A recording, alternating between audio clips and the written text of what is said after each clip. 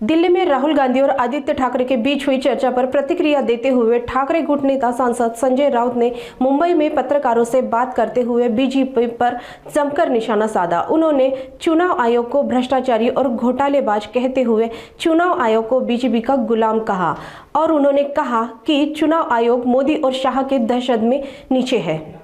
आमचे शिवसेनेचे नेते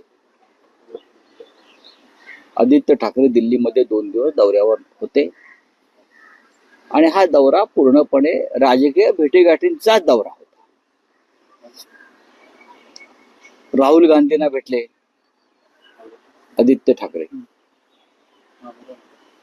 दिल्लीमध्ये राहुल गांधींनी जी पत्रकार परिषद घेतली महाराष्ट्रातल्या मतांच्या घोटाळ्यासंदर्भात, म्हणजे 39 लाख मतं जी वाढली तर त्याच्या आधी एकंदरीत 78 लाख मतं वाढली।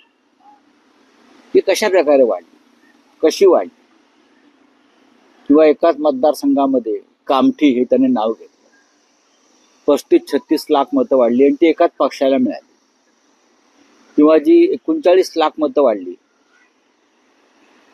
ती एकाच पक्षाला मिळाली। त्याच्यावर त्यांनी एक डेमॉन्स्ट्रेशन केलं आणि पत्रकार परिषद घेतली। आम्ही त्याला हजर होतो।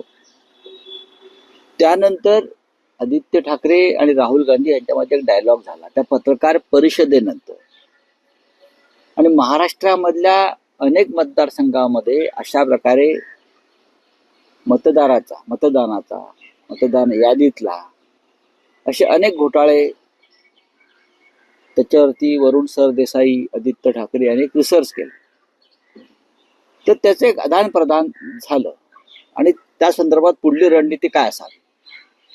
भारतीय जनता पक्ष अशा प्रकारे जेव्हा तुम्ही फ्रॉड म्हणता, लफंगगिरी म्हणता, त्या पद्धतीने निवडणुका जिंकत असतील मतदार याद्यांमध्ये घोटाळे करून, तर त्याच्यासाठी आपल्याला एक रणनीती ठरवावी लागेल।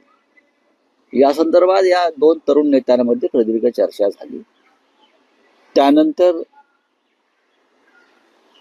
अनेक कायदेशीर बाबी याच्यामधल्या तपासून घेण्यासाठी त्यांनी काही प्रमुख लोकांच्या भेटीगाठी घेतल्या।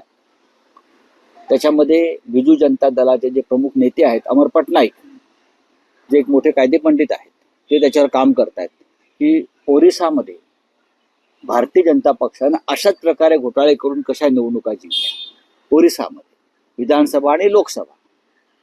त्या संदर्भात अमर पटनाईक आणि आदित्य ठाकरे यांच्यात चर्चा झाली। केजरीवाल यांना आम्ही भेटायला गेलो। एक कर्टसी व्हिजिट होती। जय पराजय होत असतात, पण राजकारणात नाती कायम ठेवण्याची परंपरा शिवसेनामध्ये आहे। आम्ही त्यांना जाऊन भेटलो। आदित्यजींनी त्यांना सांगितलं की निवडणुकीमध्ये हारजीत जरी काही असली तरी आम्ही तुमच्याबरोबर आहोत, आणि हा जो विषय आहे त्या संदर्भात आम्ही अधिक माहिती घेऊन कोणती पावलं टाकावीत हे काँग्रेस, म्हणजे राहुलजी, उद्धव ठाकरे यांच्या नेतृत्वाखालची शिवसेना, आप, बिजू जनता दल अशा अनेक पक्षांचं आम्ही एक एकत्रीकरण करून आम्ही त्या संदर्भात भूमिका स्पष्ट करणार। आमच्याकडे निवडणूक आयोगाच्या भ्रष्टाचाराच्या आणि घोटाळ्याचे पुरावे आहेत। काय करणार आहे? आम्ही कितीतरी तक्रारी केल्या। निवडणूक आयोग सध्याचा हा मोदी शहा यांच्या दहशतीखाली आहे आणि भाजपचा गुलाम आहे। भाजपची एक्सटेंडेड शाखा म्हणून ते काम करत आहे। केजरीवाल यांनी असं सांगितलं की मतदानाच्या दिवशी खुलेआम पैसे वाटले जात होते भाजपच्या लोकांकडून, आणि तक्रार करणारे जे आपचे लोक होते त्यांना दिवस दिवस पोलीस स्टेशनला बसून ठेवलं आणि त्यांना निवडणूक प्रक्रियेत भाग घेऊ दिलं नाही। याच्यावर आयोग काय करणार? काय करणार?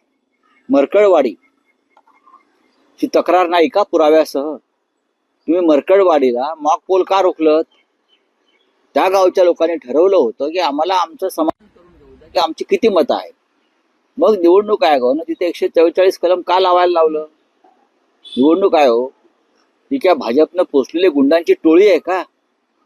शरद पवार सुद्धा या सगळ्यामध्ये सोबत असतात।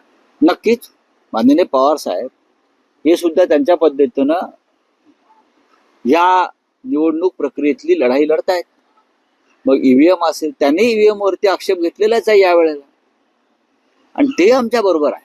आम्ही सगळे एकत्र आहोत. नाही बघा, असं आहे की शेवटी त्यांच्या पक्षाची एक भूमिका आहे. सुप्रिया सुळे यांनी ती भूमिका मांडलेली आहे, आणि जेव्हा सामुदायिक निर्णय इंडिया आघाडी म्हणून घेतला जाईल तेव्हा ते आमच्या बरोबर आहे.